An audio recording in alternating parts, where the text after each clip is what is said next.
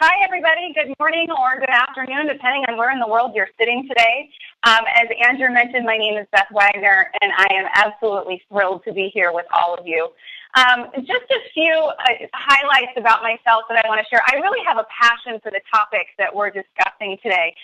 As Andrew mentioned, I have a rich history and background in organizational development, learning, coaching, leadership development. So the topic that we're discussing today, which is 7 leadership behaviors for 2016. Basically, how can we be even more successful by leveraging these 7 behaviors? This is right up my alley, and I couldn't be more excited to be talking with you today. So before we dive in, I wanted to talk a little bit about the power of reflection. And as those of you who took a sneak peek this morning on the HCI website may have noticed, the poll that's out there in terms of reflection, we're going to get to that in just a minute. But specifically, I believe that we're all here today because we want to be even more successful in the year ahead. We want to start to think about how can I leverage some new behaviors or do some of the behaviors that I'm used to performing even better. And so to do that, in order to look ahead to 2016, we really need to take stock in the year that's currently in our rear view. So with that, I want to bring this slide to your attention, the power of reflection. People who take time to, there's been a lot of studies, so before I read this slide, there's been a lot of studies done in terms of the power of reflection and really the impact that it can have. People who take the time out to reflect on their successes, their mistakes, how they can do their work even better, perform 20 to 25% better than those who do not. And this research, specifically this research that I'm sharing, is by Francisco Gino, who contributed to an article for Harvard Business Review reflecting improved job performance in May 2014. So if we believe that this is really the case, that by reflecting on a regular basis, whether it's 5 minutes a day or 20 minutes a week, by reflecting on our work, we can perform 20 to 25% better, then I think it's worthy of our time to check that out and to practice it a little bit today. And that's what we're going to do. We're going to reflect within the topic of the 7 leadership behaviors. So as our webinar description states, today we're going to deep dive into 7 core behaviors that will help you to achieve greater effectiveness in your daily interactions. And here at Fierce, for us, those critical daily interactions that we're referring to are the conversations that we're having with those around us. So today we're going to discuss the behaviors that can improve our conversations, and we're going to leverage the power of reflection to do that. So, HCI members, I would really love to hear from you. I want the opportunity to hear how valuable you think it is to take time out to reflect. So we've got a couple of options here. So the first is, it's not valuable at all. I don't see the point in it, really. B is, I see the value in reflection, but I don't do it as often as I'd like. Maybe I feel I don't have the time or I just forget. C is, I know it's critical to my success, and yes, I practice it consistently. So it's a practice that I do regularly. So you have the opportunity now to weigh in on this and let us know here at Fierce what you think about the power of reflection. And I know that, so it looks like we've got a good mix of people here in all 3 categories. So for those of you that chimed in with, yes, I practice it consistently, or if you're still voting and you're still trying to figure out what that looks like, I would say if you're already doing it, great. You're going to have an opportunity to do it a little bit more today as well with us.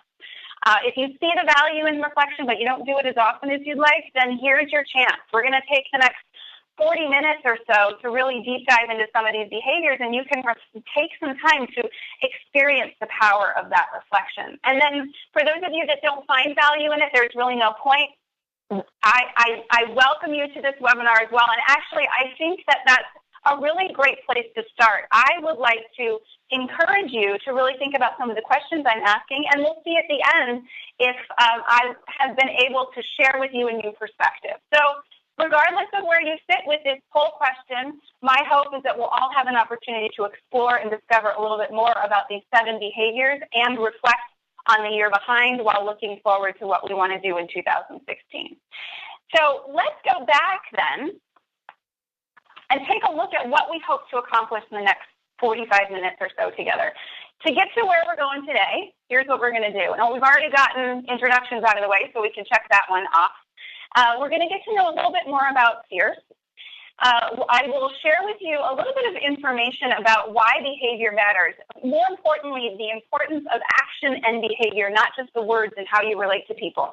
So often, I will I'll have conversations with people where we start to talk about the whole debate between content. Is the content more important, or is how you show up more important? I think they're equally as important, but I do believe that how you show up can have an impact on the words that you're saying. So we'll talk a little bit more about that. 7 core behaviors. That's where we're going to spend the bulk of our time today. And we're going to engage, as I said, in some leadership reflection on each one of those. And then we're going to wrap things up before Q&A with making it stick. So this is really about how do I keep this behavior front of mind? How do I make it a habit? How do I make it sustainable? How do I keep it alive in 2016? And I'll share a little bit of my own tips and tricks with you, and a little bit more about creating a habit and how to do that successfully. So that is where we're headed today. And then hopefully with the Q&A, you'll ask some really juicy questions, and I'll be able to provide some really juicy answers for you. So that's the plan. So let's get started then. I want to start with a belief that we hold strongly here at Fierce. While no single conversation is guaranteed to change the trajectory of a career, a company, a relationship, or a life, any single conversation can. And in the spirit of reflection, I want you to think about that quote and how it relates to you. Specifically, when in your life has a conversation done just that for you? It shifted something. It may not have been big, or it may have been. It may have been the direction your career was headed in, or perhaps additional education that you wanted to take on, or even the quality of the relationships that you had with some individual in your life. When has a conversation done just that for you? And I'm actually going to practice a little bit of silence. So I'm going to give you about 10 seconds. For some of you who do not like silence, this is going to be torture, and this might be the hardest part of this webinar. But I'm going to give you about 10 seconds of silence to think about that. When in your life has a conversation shifted something for you?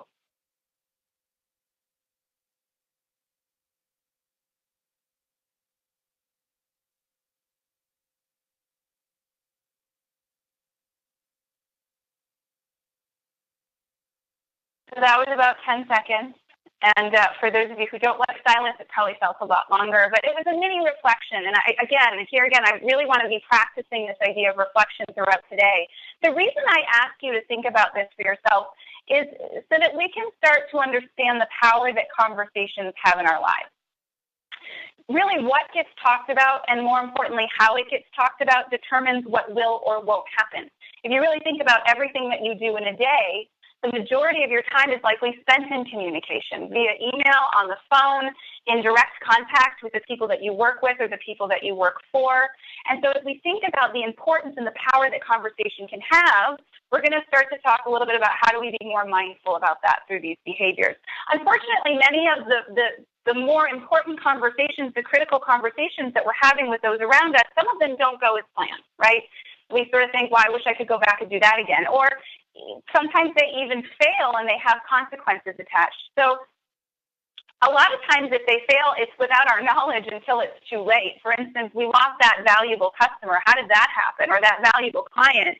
And we think, how did that actually come to pass? Well, I would say probably one failed or one missing conversation at a time. Or a performance review went bad. And we think, geez, I thought I was on such a great track. What went wrong? Where did we get off the track? And sometimes we can actually see the freight train of failure or misunderstanding from these conversations coming at us a mile a minute, and we just don't know how to stop it. So I could be in a meeting, and apparently everybody's nodding their head in agreement to what we're discussing, but I really don't think everybody's on the same page. So now what do? Do I call that out? Do I ask? What if I'm the reason that everybody is confused? So I think that when we talk about, bottom line, what we're talking about today is if we could just ensure that our conversations, especially those that are so critical to our success, were most effective in the moment. If we could create that real, true understanding in our conversations with others, then we can actually drive results for our businesses and ourselves in the direction we want to go. We can be meeting those targets or exceeding those targets. So as we start to consider then conversation and the behaviors that drive effective conversation, I want to draw your attention to this quote. And for those of you who know Nan Russell, she's a speaker and author. She's also considered a workplace and a trust expert. And she wrote in Psychology Today this very simple quote, which says, "You influence more by your actions than your words. You operated the message, not the messenger, with an alignment between your words and your actions." This ties beautifully into the fact that when we're talking about building trust, when we're talking about having more effective relationships through our conversations, what influences more are our actions, not necessarily the content. I'm going to give you a quick example that just happened for me in the last week or two that kind of aligns with this. It's actually, it was a lesson for me. How's that? I'll put myself into the learning mode and say this was a learning for me. But my professional life crossed paths with that of a really old and dear colleague a few weeks ago, and I was so excited to be reconnecting with her. And so we exchanged a few emails back and forth with each other. And I told her in that email exchange just how important she was to me and the impact she's had on my career and my personal life. And all of that, of course, was true. And so we scheduled time to talk over the phone a few days later. And when the time came to meet, she emailed me about 15 minutes into our scheduled conversation and said, "Are we still meeting?" I had completely forgotten to put it on my calendar. The question that I ask with all of this is, what do you suppose the impact was with that? I know we're not perfect as human beings, but really when we're talking about the weight of my words versus the weight of my action, I was spewing my appreciation for her, and then when it really mattered, I didn't show up. And I understand that we're perfect, we make mistakes, but we still have an impact. And we're going to talk about that in our leadership behaviors coming up. The impact that you have versus the intent, and how do we start to pay attention to the impact we're having on others. So bottom line, again, if we believe that behavioral actions speak louder than words, then the question becomes, what are the practical ways to demonstrate this behavior? Show up to our conversations and make them more effective. I would say don't follow my example. We'll do better next time. But let's get intimate with some of these behaviors because I really want to do a deep dive into them. So you'll see that when I say 7 behaviors, the screen actually says 7 principles. So let me explain. We call these behaviors at Fierce the 7 principles because we really see them as intentional actions by or through which we show up to our conversations with day in and day out. So it's a mindful approach, a mindful action. And so they're the principles that we live by. In addition, just a little bit about Fierce. For over a decade, we've worked with companies from global organizations to startups to Fortune 100s, and we've found that these behaviors, these principles, are really moving the needle for businesses. They have become critical leadership competencies, and that's through all of our work extensively with our clients that these are really making a difference. So we're going to dive into these, and then I'm going to provoke you a little bit with some questions to consider at the end of each one. And when we get to the end of all 7, I'm going to give you a challenge. And I am actually going to ask you to pick one that you want to focus on, the one that has your name on it, the one that you think you have the most opportunity to do a little better with in 2016. And I want you to pick one to focus on for the next 30 days. So keep that in the back of your mind as we're walking through these. So the first one, excuse me, I'm going to go back, is to master the courage to interrogate reality. There's a senior lecturer in public leadership at Harvard by the name of Ronald Heifetz, and he suggests that mastering the courage to interrogate reality is the central function of any leader. Well, we believe at Fierce, we're going to add a little bit more to that mastering the courage to interrogate reality is actually a central function of any high-functioning human being. Why? Because, as you all know, and I do too, that no plan survives its collision with reality, right? Reality has a habit of changing every single day. And a lot of times we show up and we forget to tell each other that we've changed or our decisions have changed or our plans have changed. We each also have our own unique perspective of what the current reality is. So a lot of times in my classroom, I'll ask my participants, if you were to go out and look out the window from this building and look at street level, take it all in and come back and share the story with me of what was happening out there, would I get all of the same stories from every person in this room? And of course, everybody nods their head, well, no. No, we would all have a different story. And when I ask why, it's because, well, we have different perspectives or we value different things. Absolutely.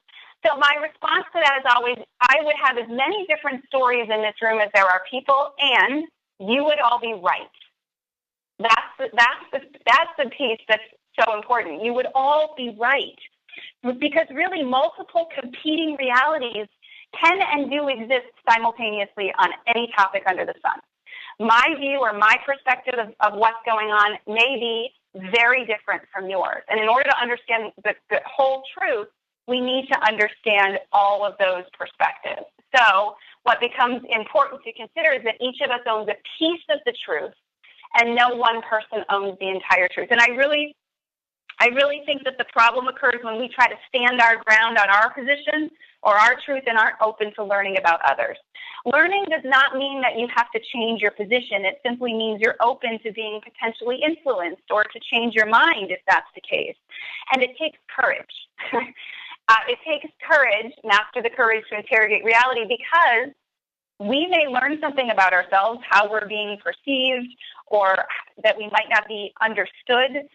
We may learn that we've been part of the problem all along, and that takes some courage. But I do believe that ineffective leaders want agreement, mostly agreement with their decision or their thoughts, and fierce leaders want the truth. Strong leaders, effective leaders want the truth. So realizing that everybody has a piece of the truth is at the core understanding of how we connect with other people. So master the courage to interrogate reality.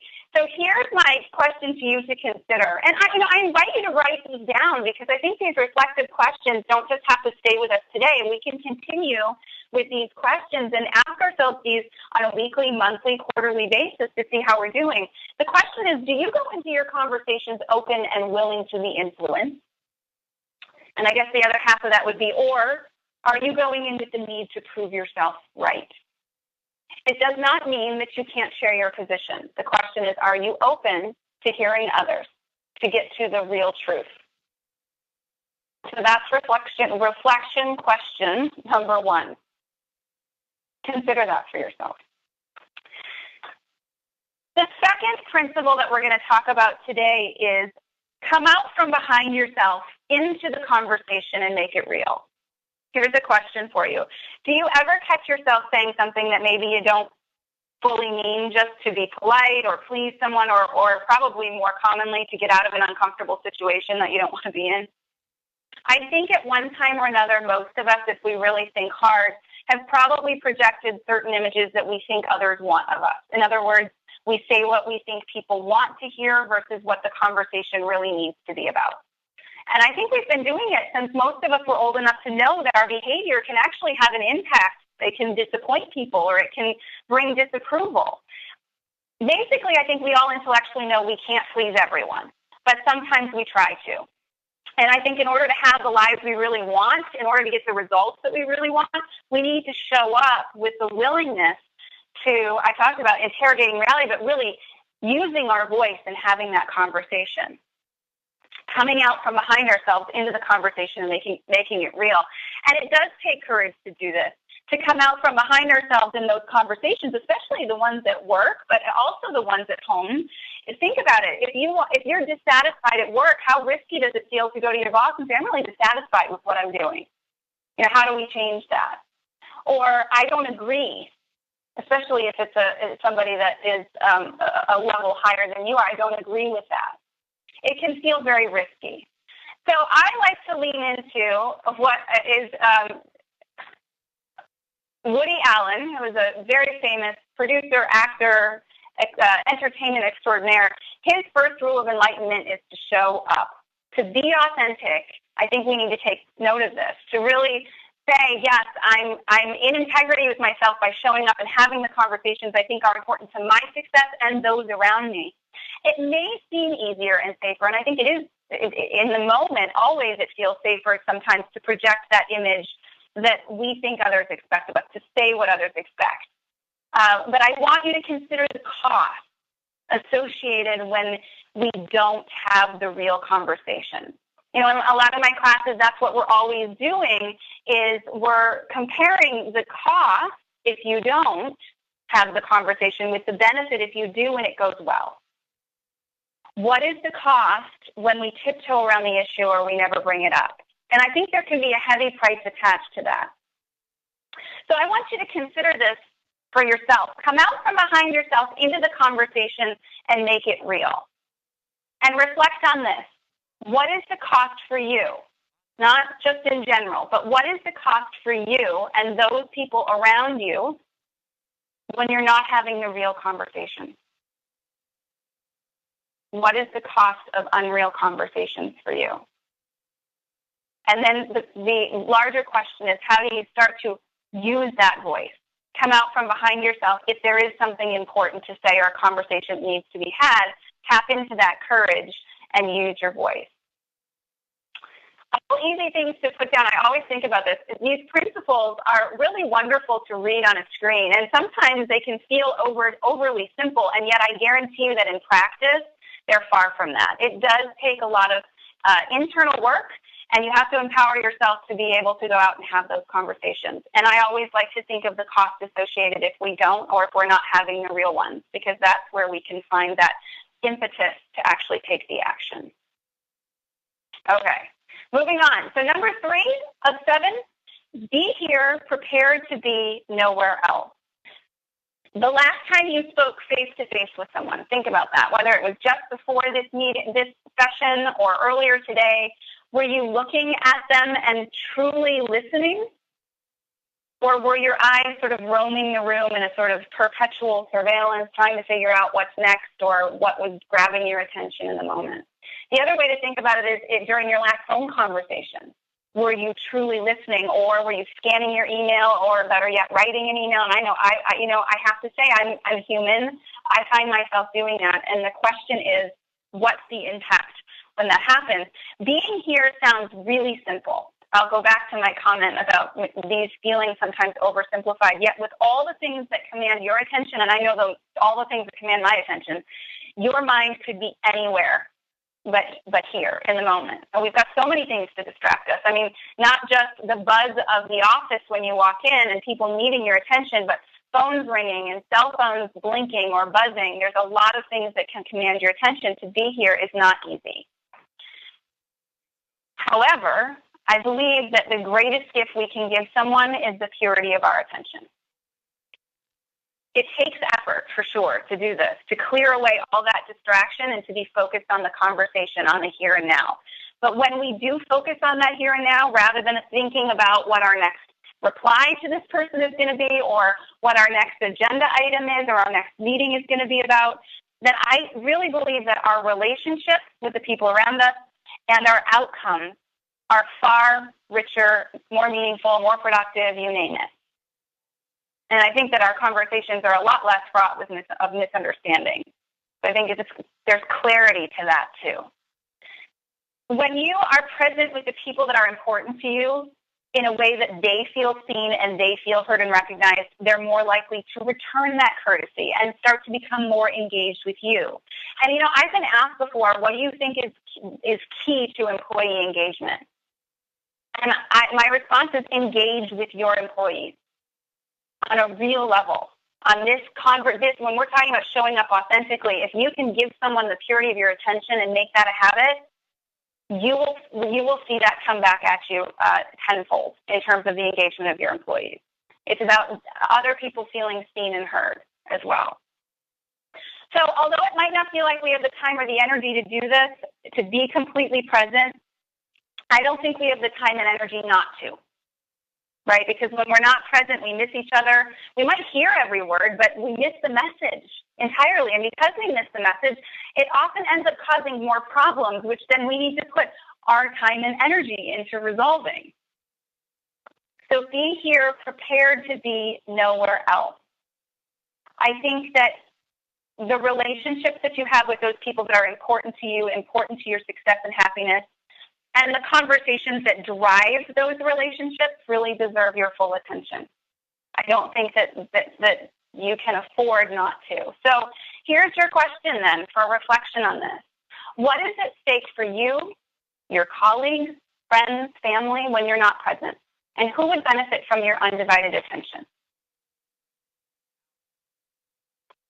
So reflect on that for a moment. Who would benefit from your undivided attention? Or in the moment, how do you start to become more fully present? And this isn't to say you have to drop everything whenever somebody comes to you and says, I need a conversation. But how do you become more aware of, if you're not able to give them your full attention, how do you plan for a time when you can? Give me 10 minutes so I can get through this email, or let's pick a time this afternoon that works for both of us. How do we start becoming more aware of doing this on a regular basis? All right. Number 4 is to tackle your toughest challenge today. The question for me to you right now is, what conversations are you putting off right now? What topics are you really hoping that your boss or your family member or your colleague won't bring up? I think that this particular principle is really about having the missing conversations, the ones that we put off that can actually cost us more than the failed ones, because we don't have the opportunity to even try to achieve results that we're looking for if we talk ourselves out of the conversation or miss them altogether. Tough challenges don't go away. We'd like to believe that if we ignore them, they'll just poof, disappear, but that really doesn't happen, because while we wait for the right time to have the conversation or hope it goes away, when we wait for the music to be right, the mood to be right, whatever that is, the conversation sticks around. It remains in place. And by postponing it, all we're really doing is postponing the things we want to accomplish. I think, we've all had a time in our lives, I know I have, and I'm sure there are other people who can say it about me, but when we wish someone would make a change, right? When their attitude, their behavior, whatever it is, was troubling us, and we didn't deal with it. Maybe we were afraid of their reaction. Maybe we were we just didn't know how to begin the conversation from the start. So we just decided that remaining silent was the best option. And here is one of my favorite quotes by my wonderful founder and CEO of Fierce, Susan Scott. She says, I don't know about you, but I've not yet experienced a spontaneous recovery from incompetence. So I love that, because basically what that means is when we postpone a conversation that wants and needs to take place, we and the person we need to have the conversation with pays a very, very high price. The problem festers. The problem escalates. We distance ourselves from those relationships that are so important. Nothing is resolved. And as we say at Fierce, gradually, then suddenly, the relationship is beyond repair. Gradually, through those missing conversations, we get to a suddenly of what happened to this relationship? Where did it go? Where did we go wrong? So when you can identify and resolve issues, when you can speak to the heart of the matter with somebody, you're going to teach that person in your life to do the same with you. And I'll move forward. When you have the conversations you've been avoiding, you come closer to achieving your goals. Because it goes back to the whole piece that, if we're not having the conversation, we're at no risk for moving any closer to those outcomes that we're looking for. So today is the day to have the conversation, and I often, it's not having it tomorrow or Friday, because I don't want people to go into the weekend feeling put off or uncomfortable, or Mondays. Just too busy with the start of the week, so let's move it to Wednesday. We can come up with so many excuses why not to have the conversation, and I think I've probably come up with every single one of them at one point in my life, I guarantee you. And yet, you keep going back to, if you can have those conversations and you can make them effective, that you can actually have those conversations and have them well, what are the benefits that you could potentially reap from that? And in my experience, those far outweigh our fears about having these conversations in the first place. So tackle your toughest challenge today. Not next week, not next month, today. And here is my reflective question for you on this. What are some of the costs you have paid for not tackling your challenges and letting things go unresolved? And I hit you with 2. So the second question is, what are some conversations you need to have right away? Which ones have your name on them? And who do you need to have those conversations with? Not easy questions to answer, right? Because the second we put that name down, it means we're sort of agreeing with ourselves that we need to have this conversation, and that becomes scary. And I know I'm sure you have, I have gone to a lot of great lengths to talk myself out of a conversation. I've put so much rationale behind it that I think, oh, it's not worth it. And it doesn't change the problem or the situation. It doesn't make things better. So what are some of those conversations you know you need to have, and who do you need to reach out to and schedule that conversation or those conversations with? So you get 2 reflective questions on this one. Number 5, obey your instincts. So here's something to consider. Have you ever had a gut feeling about something, and then you disregarded it? You just thought, well, it's just me, or I'm not going to pay attention to that. And then you live to regret the fact that you didn't follow up on that gut feeling. I think that we all have this. Every day, I think we all have an intelligent agent that lives within us that sends us messages. We hear them in our heads. We feel them in our guts, in our hearts. And I think our instinct really does alert us to some important information that deserves our attention, that's worth checking out. In fact, I do a lot of reading because I'm kind of a brain research geek in a way. I just love to read that stuff. And I read that there are a lot of receptors in your gut that your brain sends signals to. So the reason we actually feel, we call it a gut feeling, is because our brain is trying to tell us something. And it's sending us messages there that it would be important to tap into. It doesn't necessarily mean act on your instinct. In fact, I would highly caution you against that. If you're sitting across the dinner table or the boardroom table and someone is really bothering the heck out of you and all you want to do is reach across that table and shake them, I would suggest not doing that. But I would suggest obeying your instinct to the point of following up, checking in, and getting curious.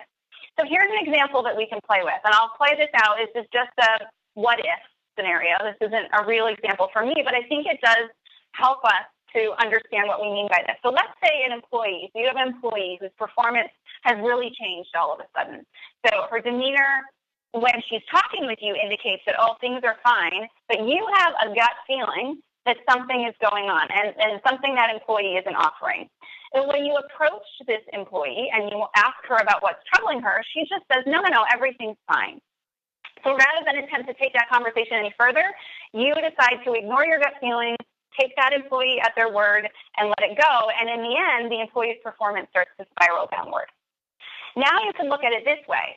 Take a shift of perspective. Instead, if you obey your instinct, you sense still, right, that the employee may be having some problems, and rather than allow that to continue unaddressed, you obey your instinct. So you have a conversation, and you start to gently probe and ask questions to uncover what's really going on with empathy and curiosity. This is not about, an interrogation room. I'm talking about having an empathetic conversation, but truly you're trying to get curious, and you learn in the process that this employee's child, this employee's daughter, is really struggling in school with friends, with grades, all of the above. And it's really causing the employee some incredible stress, and it's affecting how they enter their day-to-day with work. So the conversation continues, and what you realize starts to happen is the relationship starts to shift between you and that employee, and the employee feels seen and supported by you. So together, you create an action plan to give that employee a little bit more flexibility maybe in their schedule to deal with some of the issues that are going on at home. And what you find is that employee's productivity starts to improve. It is a hypothetical situation, but really the message here is to consider that instinct that you're having as important data and information. We always say, how do I make the best decisions? How do I have the most effective conversations? You have to pull in all of the most important data that you have available to you, and some of that data is in the form of your instinct or your gut feeling. I do like to think our gut often knows things before our intellect catches on. We haven't quite rationalized it, but we felt it.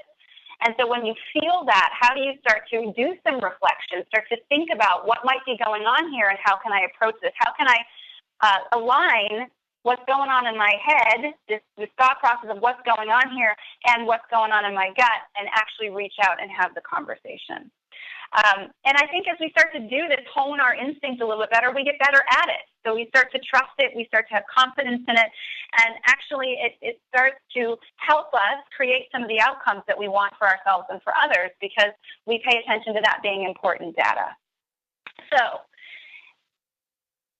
sometimes our instincts do miss the mark, and I want to highlight that because not always are we correct. However, I think it's still important to check them out because I would err on the side of checking out my instincts rather than discounting them entirely because I've had way too many experiences where I have discounted them and then I've kicked myself afterward.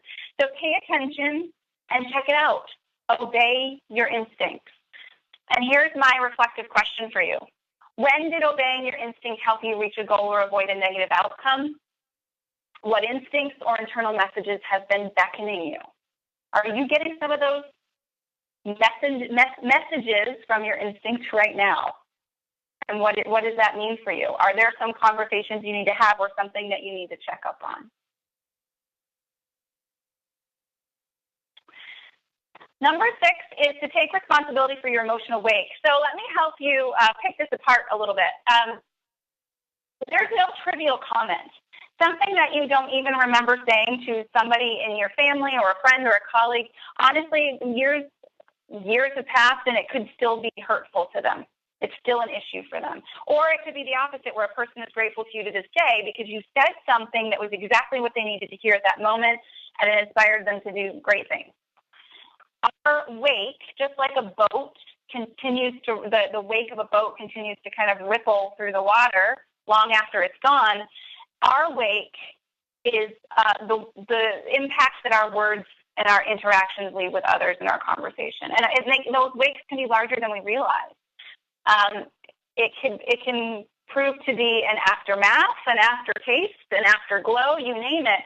But the bottom line for me with all of this is not necessarily, and sometimes some conversations are uncomfortable and people may get upset. So this is not about taking responsibility for someone's emotions.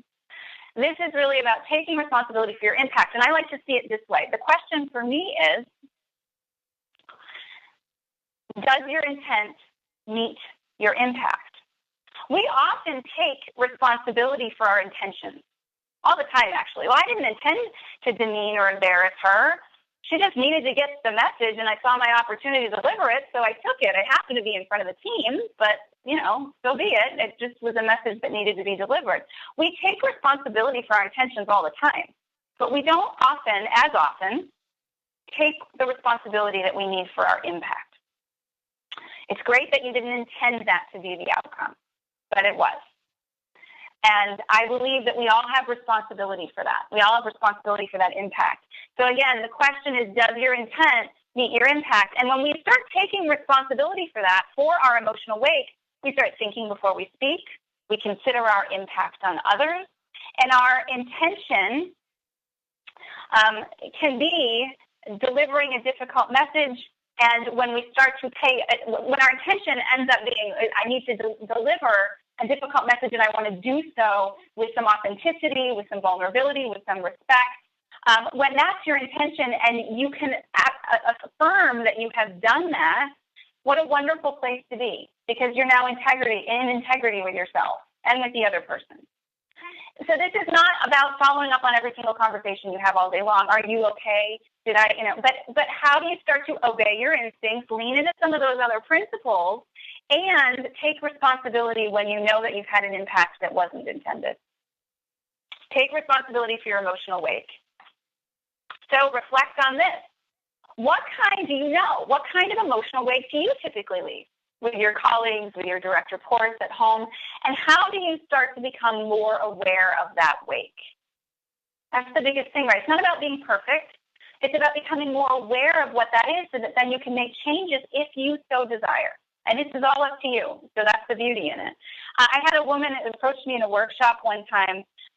She was just lovely, and she said to me, wow, it's so interesting to hear this behavior because I was a certain way as a leader for many, many years. And I got feedback all the time that I was too abrasive or I was too harsh. And I kind of left people feeling a little off kilter or a little uncomfortable.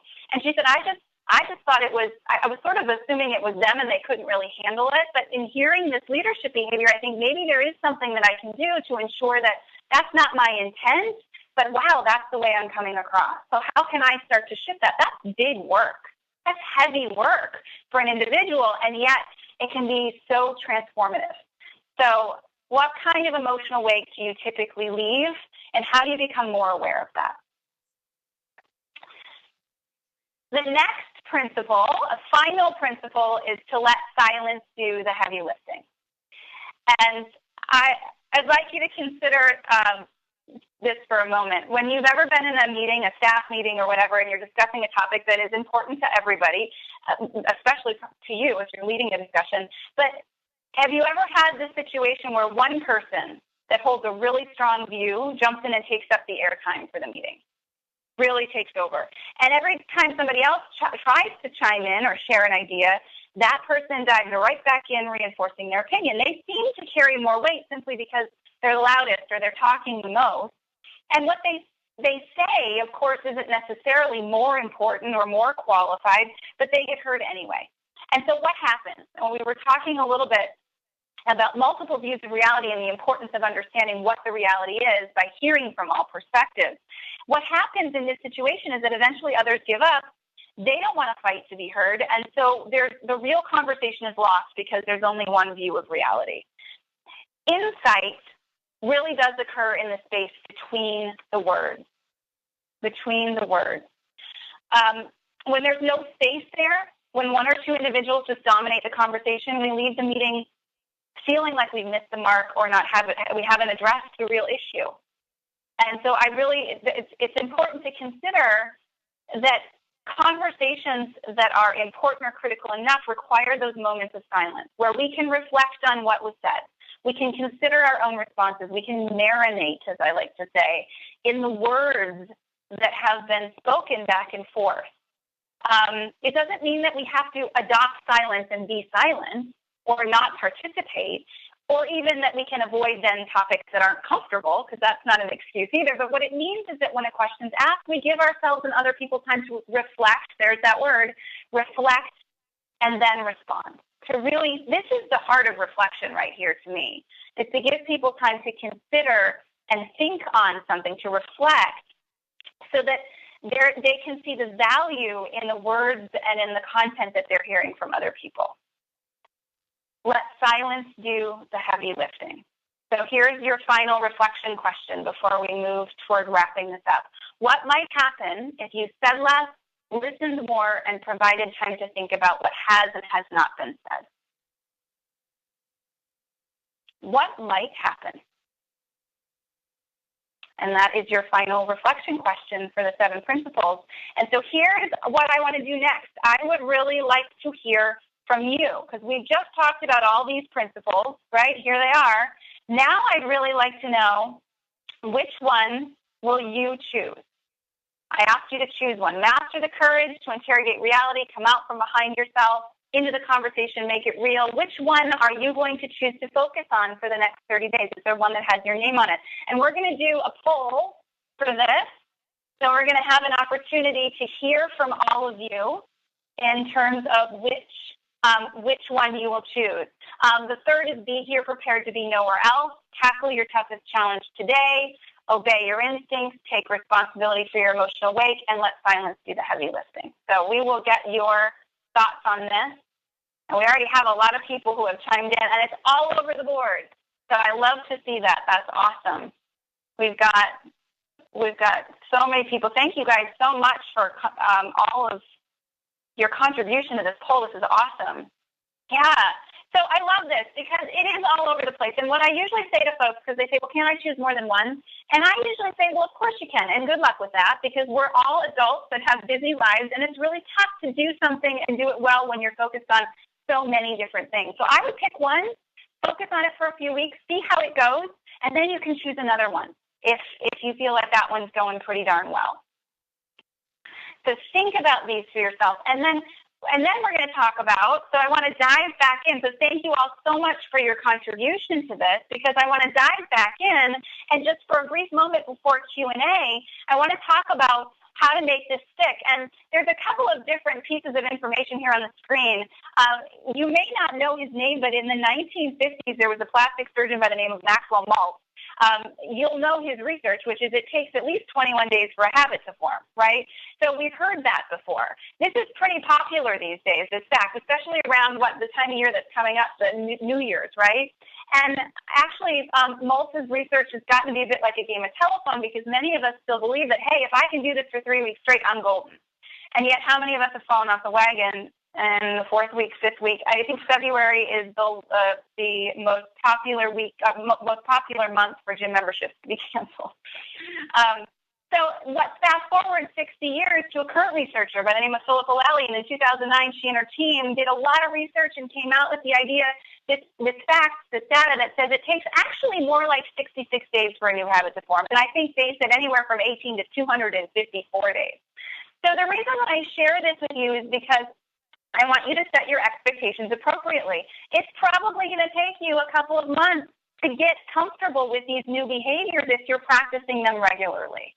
And with that, before Q&A, I just want to give you a couple of tips from me to practice these in a way that's sustainable. First, keep it front of mind. Make yourself a sticky note with your behavior on it. Put it on your monitor, your car dash, your bathroom mirror, whatever. Find a buddy that can help you, ask you how things are going. Reflect. That word has come up so much today. And at the end of each day, I want you to think about the conversations you've had that day. Think about, what am I proud of with my behavior or my conversations, and what would I do differently tomorrow? What would I do differently? And finally, be kind to yourself. If you screw up or a conversation doesn't go the way that you want it to, pick yourself up. Keep going. We all make mistakes. It's okay. But as adult learners, it's tougher for us to actually do that and do it well. We want to be so good at the first time around.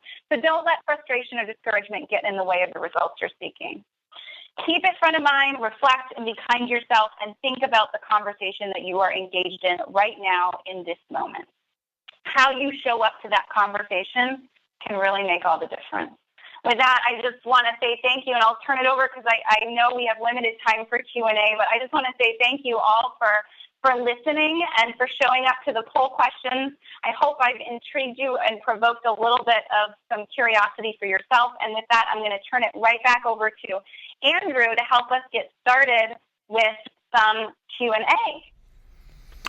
Absolutely, Beth. Thank you so much. This has been a great session. I know you've left us with a lot of different ways to reflect and apply on some of the ways that we can become better leaders in 2016, and for that, on behalf of our members, I'll thank you first.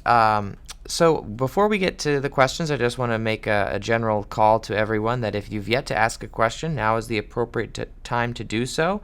Don't forget to attach your name to your comment so that in the event we're unable to get your question asked on air, we can follow up off the air. And again, just shout those out in the chat box, and we'll get to as many as we can in the time that we have remaining. So let's start out, Beth. I'd love to get a little bit of insight into what it is that you're doing with Fierce. How is it that you go about and train, and really just a shorter way of saying this, how do you do what it is that you do? Awesome. Yeah, that's actually a really good question. Okay. Well, actually, so in respect to your question, but also what I'd like to do is before I get to that how, I would love to touch on the why we do and I do what I do. And then I'll get to the how, I promise. At Fierce really believes in revolutionizing the workplace, and we don't take that very lightly. So I talked a little bit about transforming the conversation, and that's really what our focus is transforming the conversations that are central to our success, our client success. And we also believe that, as I mentioned earlier, business is really one extended conversation with our colleagues, with our customers, with the whole world that's around us. And we're really at Fierce about having the conversation that needs and wants to take place. The reason that I work at this company is because of the vision statement of Fierce, which is we strive to build a better world one conversation at a time, and this organization is doing that on a daily basis. We're moving the needle on that on a daily basis, and we hear that through our clients and the people that we do business with. So that gets me excited and passionate about the work that I do, and certainly it's why Fierce does the work that we do in the organization for our clients. How do we do what we do? So getting to that part of the question, which was your real question, we partner really closely with our clients. So our clients aren't just a number or someone we send a product to. We practice what we preach, which is that the conversation is the relationship. And we work with them closely to really determine what their needs are. And then we put together a package that's going to help them achieve the results that they want. So the other thing that I want to mention is that we're really focused. It's not just about the event, the one and done event for us. We really focus a lot on sustainability, and that's very important.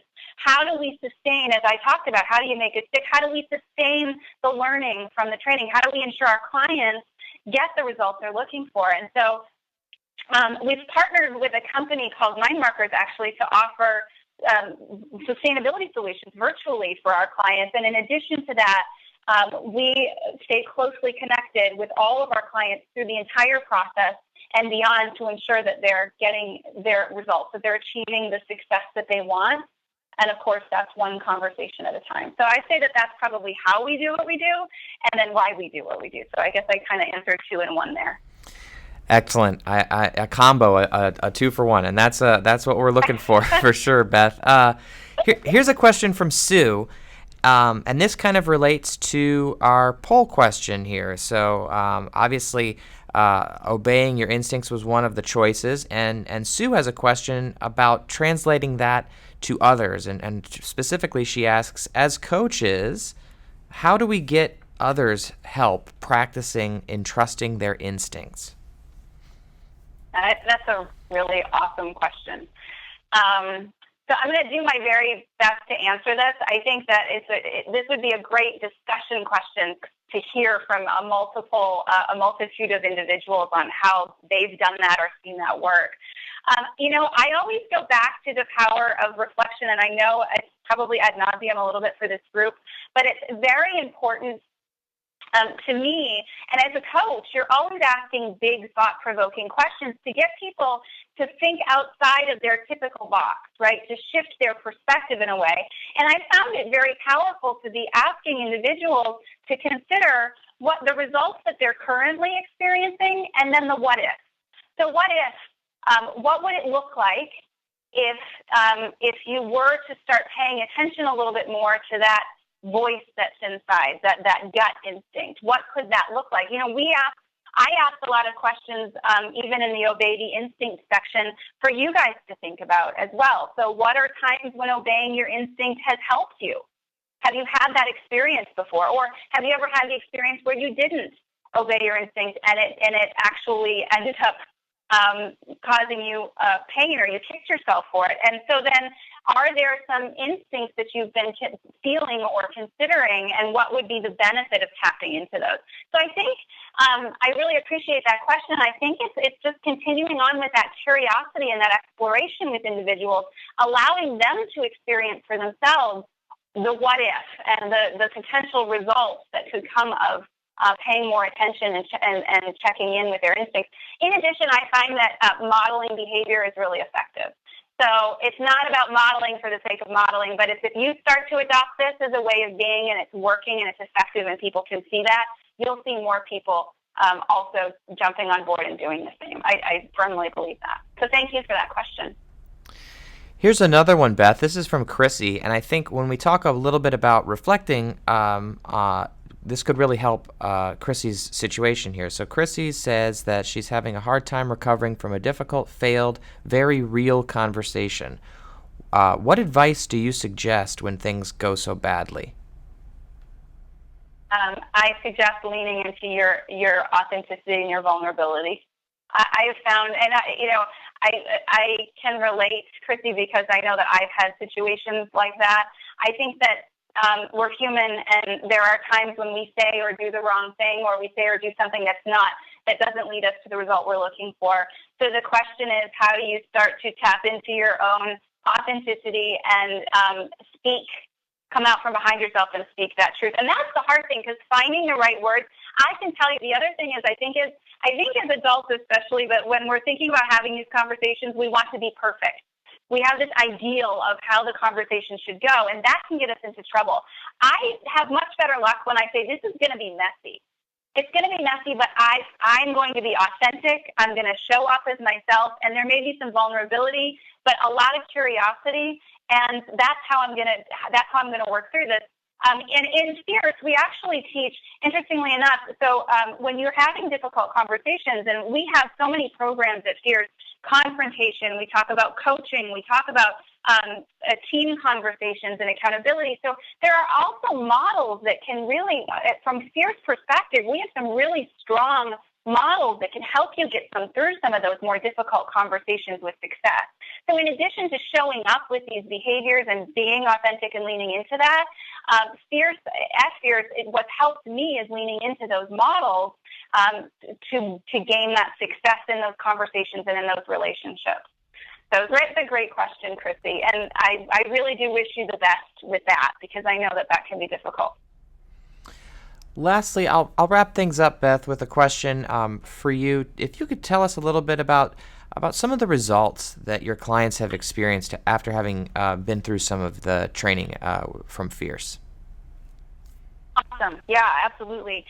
So I get excited about this. So just so that you can all have sort of an understanding, we work with hundreds of organizations, but we also work with school districts, universities, and some of those organizations that we work with are even global players that really have a far reach in terms of where they're located. So I'm thinking of Starbucks right off the top of my head, one of our clients.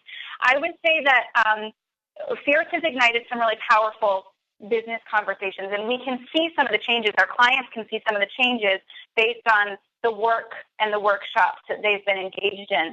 And as all of you probably do know, it can be really difficult to quantify the impact of having more open dialogue or more honest feedback.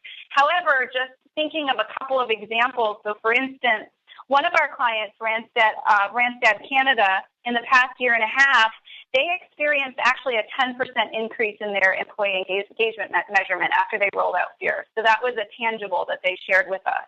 And also Chris's Health is another organization that we've worked with, and their people leaders actually go through Fierce conversations, and they've seen a reduction in turnover.